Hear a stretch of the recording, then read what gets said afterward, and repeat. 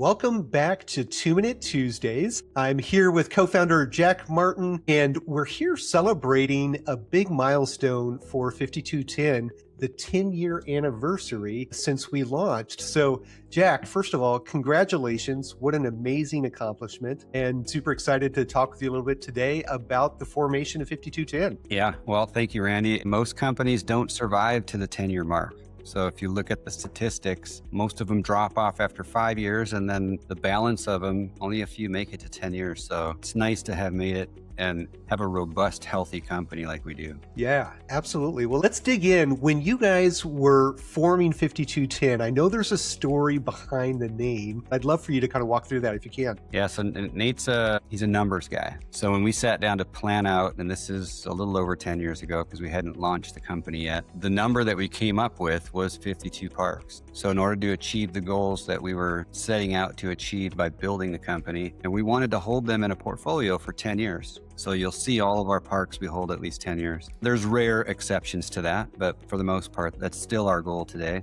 The pathway to get there has changed a little bit. So we initially were focused on 50 space parks with the thought that they were too small for the big boys and they were too big for the small investors. So we figured there was an opportunity in that space, but we quickly learned that small parks are inefficient. So it takes the same amount of energy, the same amount of on-site staff to do 150 spaces as you do with 50 spaces. So we've adjusted our aim, and now we're buying larger parks, as everyone can see. But we're currently negotiating on our 17th park, so well on our way to that goal. Can you talk a little bit about what type of parks we're looking for today to continue to build upon that 5210 goal? Yeah, so initially our thought was we'll hold these for 10 years and then exit. Today, we're thinking holding parks indefinitely for tax purposes, but also this asset class is shrinking and the available parks eventually are going to run out. So we're trying to buy nicer quality parks in quality markets of size, and at some point those will run out. They're not really making any more. They do, but they're not making that many more. So yeah, nicer quality parks that we would like to hold indefinitely.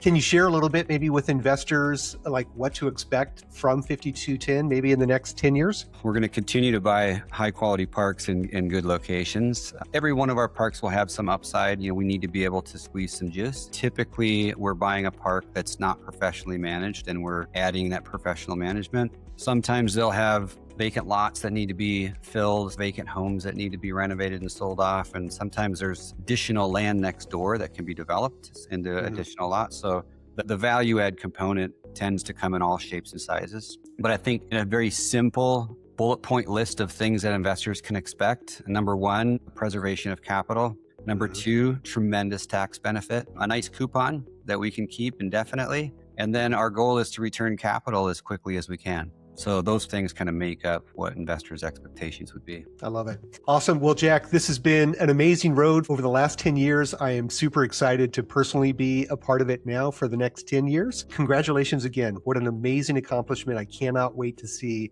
what the next 10 years have for 5210. Be sure to join us again next week for another episode of 2-Minute Tuesdays.